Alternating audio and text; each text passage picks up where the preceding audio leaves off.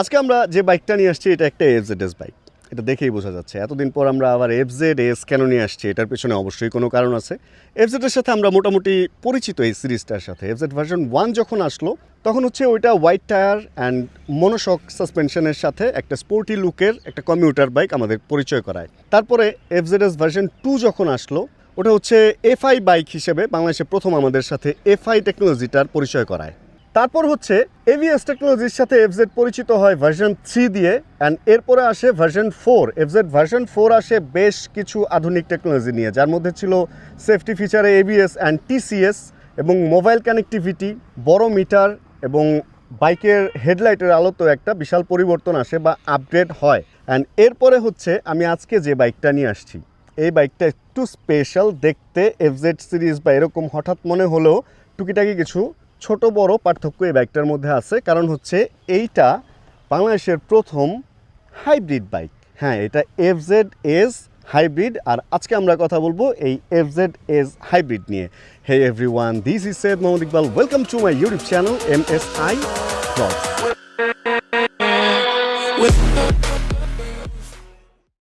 FZ সিরিজটা তারাই চালাইতো যারা হচ্ছে মাইলেজ নিয়ে একটু চিন্তা ভাবনা করে বা অল্প তেলে একটু বেশি কিলোমিটার চালাইতে চায়। অ্যান্ড বাংলাদেশের যে ট্রাফিক কন্ডিশন আমরা দেখি, রাস্তায় যে জ্যাম জটলাটা বেঁচে থাকে, এই হাইব্রিড টেকনোলজিটা হবে হচ্ছে বাংলাদেশের রাস্তার জন্য একটা খুবই ফুয়েল সেফ ফ্রেন্ডলি একটা টেকনোলজি। আর যদি এই বাইকটার কথা বলতে হয়, এটা ডিজাইনে কিছু চেঞ্জ আসছে, অ্যান্ড এটার সবচেয়ে বড় চেঞ্জ যেখানে আসছে ওখানে আমরা যাচ্ছি এবং এই বাইকটা রাইড করেও আপনাদের সাথে কিছু এক্সপিরিয়েন্স আজকের এই ভিডিওতেই আমরা শেয়ার করব। এটার মধ্যে টোটাল কালার আসছে হচ্ছে 3টা। আমি আজকে যে কালারটা নিয়ে আসছি এটা ছাড়া আরও 2টা কালারে আসবে, ব্লু এবং ব্ল্যাক। আর সামনে থেকে যদি আমরা দেখি, এটার হেডলাইটটার আলো আগের যে এফজেডগুলো ছিল ওগুলোর চেয়ে আলো একটু ভালো পাবো আমরা। আর এখানে যদি আমরা মাথার এই পাশটা দেখি তাহলে এখানে আমরা কোনো ইন্ডিকেটর লাইট দেখতে পাবো না। এখানে ইন্ডিকেটর লাইটটা আমরা পাবো ট্যাঙ্কের এই জায়গাটায়। প্রথমে আমি বাইকটা দেখার পরে চিন্তা করছিলাম যে সাইড থেকে যখন আসবো তখন কি ইন্ডিকেটরটা দেখা যাবে আসলে। পরে আমি জ্বালায় দেখি না, পেছনের ইন্ডিকেটরটা যেখানে দাঁড়ায় দেখলে শেষ, তারপর থেকে এই ইন্ডিকেটরটা দেখা যায়। অ্যান্ড এটার মধ্যে আরও কিছু ফাংশন অ্যাড করা হয়েছে যেগুলো চালাতে গেলে আপনাদেরকে আর একটু ভালো মতো বলতে পারবো। অ্যান্ড যদি আমরা মিটারের দিকে আসি, মিটারটা অন করা মাত্র বিশাল বড় একটা টিএফটি মিটার আমরা দেখতে পাবো, এবং যেটার মধ্যে যে ফাংশনগুলো আছে আমরা প্রথমে দেখতে পাবো সেটিং, এবং তারপর ওয়েদার দেখতে পাবো যে আমাদের এখানে আমরা যেখানে আছি ওইখানে কত ডিগ্রি তাপমাত্রা বা ঠান্ডা কতটুকু আছে। নেভিগেশন দেখতে পারবো, মানে নেভিগেশনের মাধ্যমে আমাকে মিটার থেকেই দেখাবে কোন জায়গায় ডানে যেতে হবে অথবা কোন জায়গায় বামে যেতে হবে। তারপর হচ্ছে আমরা দেখতে পাবো মিউজিক একটা অপশন এখানে পাই, মানে আমরা যখন ইন্টারকম ইউজ করি ওইখানে যে মিউজিকগুলো শুনি ওই মিউজিকগুলো আমরা এখান থেকে চেঞ্জ করতে পারবো বা দেখতে পারবো কোন মিউজিকটা বাজতেছে। আরেকটা জিনিস এই মিটারে অ্যাড করা হয়েছে, সেটা হচ্ছে নর্মালি আগে এসএমএস আসলে আমরা জাস্ট দেখতে পারতাম যে একটা এসএমএস আসছে, কিন্তু এখান থেকে আপনি চাইলে এসএমএসটা পড়তেও পারবেন। কিন্তু একটু সাবধান, বাইক চালানোর সময় এই জিনিসগুলো কেউ করবেন না। বাইক থামানোর পরে এখান থেকে দেখতে পারবেন। বারে বারে পকেট থেকে ফোন বের করে দেখার যে ব্যাপারটা, এই মিটারটা থাকাতে ওই বারে বারে ফোন আপনাকে বের করতে হচ্ছে না। কে ফোন দিল, কে এসএমএস দিল বা কি এসএমএস দিল, ওইটা মিটার থেকেই দেখে নিতে পারবো। ওয়াই কানেক্ট বা ফোনের সাথে কানেক্ট করে বিভিন্ন ইনফরমেশন দেখার ব্যাপারটা তো আছেই। একটা অভিযোগ ছিল গিয়ার ইন্ডিকেটর নাই, কিন্তু এইবার এই হাইব্রিড সিরিজে গিয়ার শিফটিং ইন্ডিকেটরটাও অ্যাড করা হয়েছে। হাইব্রিড বাইকের ব্যাপারে যখন আমরা কথা শুনছিলাম প্রথমে আমরা ভাবছিলাম যে এটা কি আসলে ইলেকট্রিক বাইক কিনা। এই ভুল ধারণাটা অনেকেরই থাকতে পারে। আসলে হাইব্রিড এই টেকনোলজিটা কোনো ইলেকট্রিক বাইক না, এটা হচ্ছে অকটেনেই চলবে বাইকটা। কিন্তু এটার মধ্যে যে স্মার্ট মোটরটা দেওয়া হয়েছে এটা হচ্ছে আপনাকে একটা এক্সট্রা সাপোর্ট দিবে, যেটার কারণে আপনি মাইলেজটা ভালো পাবেন।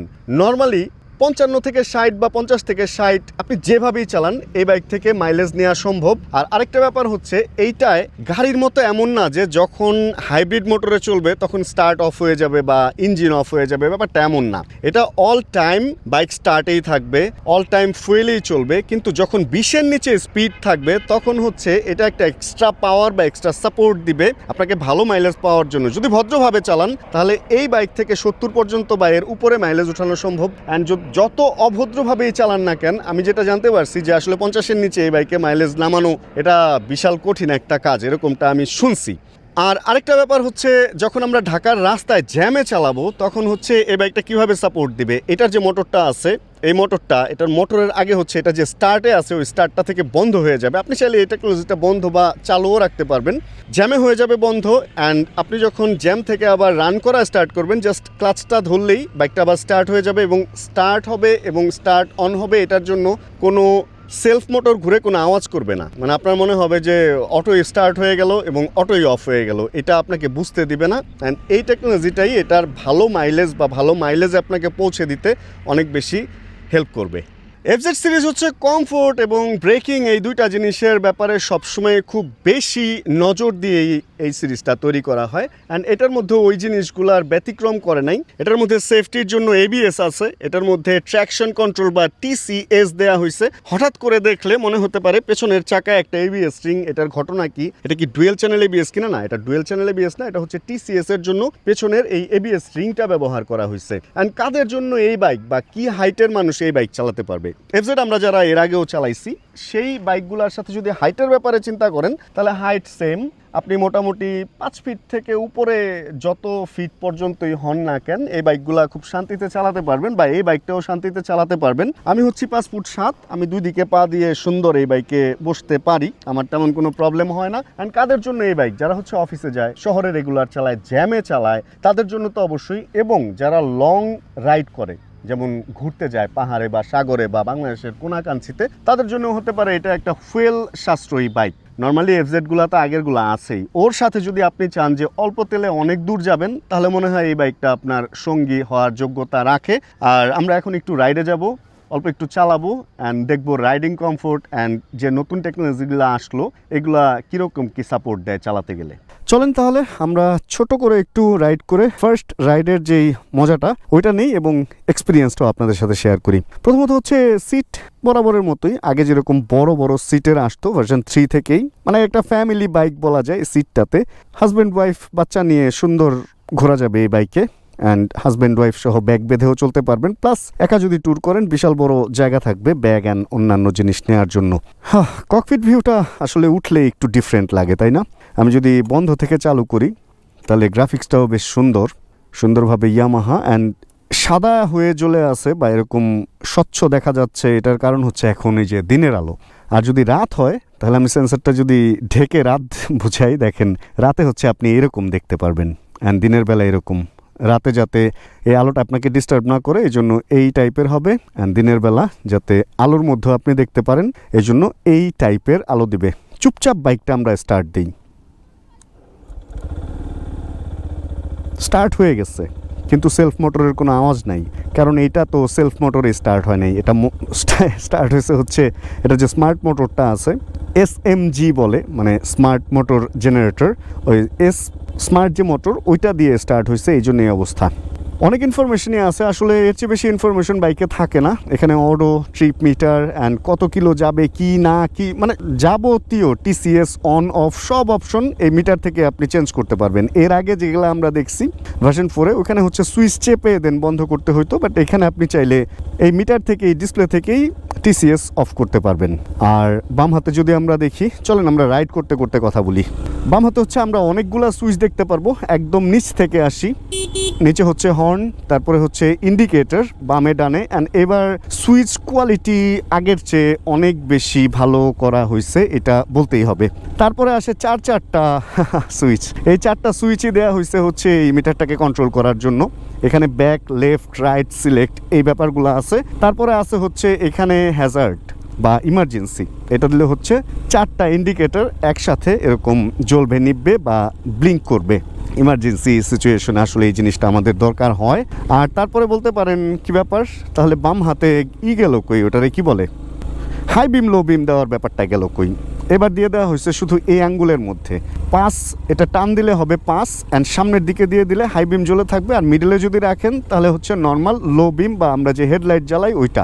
তারপরে হচ্ছে ডান হাতে হচ্ছে start, engine cut off and power on of, এই সবগুলা একটা সুইচের মধ্যে দেওয়া হয়েছে।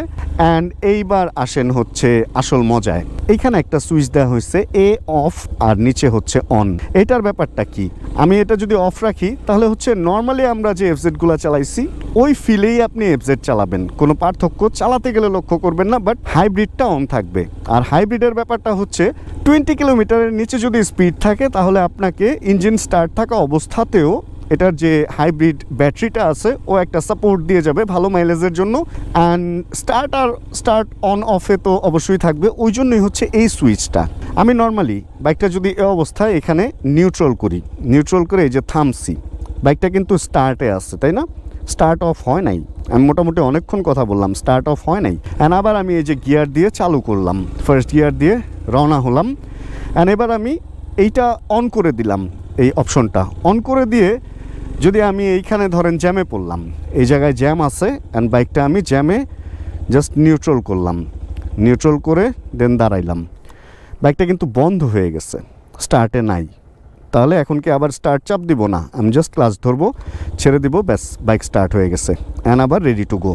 এই ব্যাপারটা হচ্ছে জ্যামে আপনি যতবার থামবেন ঠিক ততবার এই বাইকটা আপনাকে এইভাবে বন্ধ হয়ে ফুয়েল খরচ থেকে আপনাকে রক্ষা করবে। কোন গিয়ারে কীরকম পাওয়ার এটা একটু চেক করা যাক। First gear 41, second gear 62,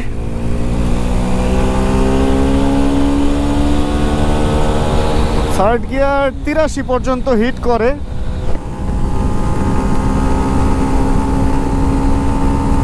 fourth গিয়ারে 95 পার হয়ে 96, 97, 98, 99 পর্যন্ত যাচ্ছে, 100 হিট করতেছে ফোর্থ গিয়ারে। অ্যান্ড তারপরে বাকি স্পিড পাবেন হচ্ছে আপনি ফিফথ গিয়ারে। যদিও এই রাস্তায় খুব বেশি স্পিড আমি তুলতে পারবো না, বাট এতটুকু দেখানো যায় যেহেতু রাস্তাটা মোটামুটি ফাঁকা আছে। 103-4 ইজিলি হিট করতেছে 5 পর্যন্ত। গ্রেট। চালাতে গেলে আসলে অনেক রকম কথাই মাথায় আসবে, অনেক কিছুই বলা হবে, এইভাবে হবে হচ্ছে ভিডিওটা আস্তে আস্তে বড়। তাই হাইব্রিড টেকনোলজি আসছে, এটাকে আমরা অ্যাপ্রিসিয়েট অবশ্যই করি। অ্যান্ড এরকম নতুন নতুন টেকনোলজিগুলো সামনে বাংলাদেশে আসবে এবং আমরা আধুনিক থেকে আধুনিকতর বাইকগুলা পাবো এবং চালানোর সৌভাগ্য হবে। এটাই হচ্ছে আমাদের আসলে বাইকারদের পাওয়া বা বাইকারদের চাওয়া। প্রথম দিনের প্রথম রাইডে তাহলে এই বাইকটার সাথে আজকে এতটুকুই। ফার্স্ট চালাইলাম, কেমন লাগলো জাস্ট ওইটাই আপনাদের সাথে শেয়ার করছি। পরবর্তীতে যখন বাইকটা রেগুলার চালাবো বা একটু লং রাইডের সুযোগ হবে তখন হয়তো লং রাইডের এক্সপিরিয়েন্সগুলো আপনাদের সাথে শেয়ার করতে পারবো এবং মাইলেজের যে আমার পার্সোনাল অভিজ্ঞতাটা সেগুলোও শেয়ার করতে পারবো। আর একটা কথা আমি বলবো, বাইক কিনলে অফিসিয়াল কিনবেন, সেটা যে ব্র্যান্ডই হোক। আমি শুধু ইয়ামাহার কথা বলতেছি না, কারণ ওয়ারেন্টি অ্যান্ড এই সমস্ত ব্যাপারগুলো খুবই ইম্পর্টেন্ট। তারপরে হচ্ছে ট্যাঙ্কে মরিচা ধরার ব্যাপারগুলো, এগুলা খুবই ইম্পর্টেন্ট। যদি ওয়ারেন্টির আন্ডার এই জিনিসগুলো থাকে তাহলে অফিসিয়াল বাইক বা অফিসিয়াল সার্ভিসটা আপনাকে খুব বেশি হেল্প করবে। এই জন্য যে ব্র্যান্ডের বাইকই চালান অবশ্যই অফিসিয়াল চালাবেন। তাহলে আজকের এই ছোট্ট ভিডিওটা আমরা এখানেই শেষ করতেছি। হোপ রাখতেছি এই ভিডিওটা আপনাদের ভালো লাগছে। যদি ভিডিওতে কোনো কিছু ভালো লাগে ছোট করে একটা লাইক দিয়ে দিন। চ্যানেলে যদি নতুন হন প্লিজ সাবস্ক্রাইব করে হয়ে যায় আমাদের ফ্যামিলি মেম্বার। জানাবেন কে কোন জায়গায় বসে ভিডিও দেখছেন, মানে কে বাংলাদেশের কোন কর্নারে বসে ভিডিও দেখছেন। অ্যান্ড যতক্ষণ পরবর্তী ভিডিও নিয়ে আবার আমি না আসতেছি ততক্ষণ ইনশাআল্লাহ আমরা থাকবো ভালো, আমরা থাকবো সুস্থ এবং করতে থাকবো চিল ইনশাআল্লাহ। Chill bro. Check the mic and make sure it sound right, boys.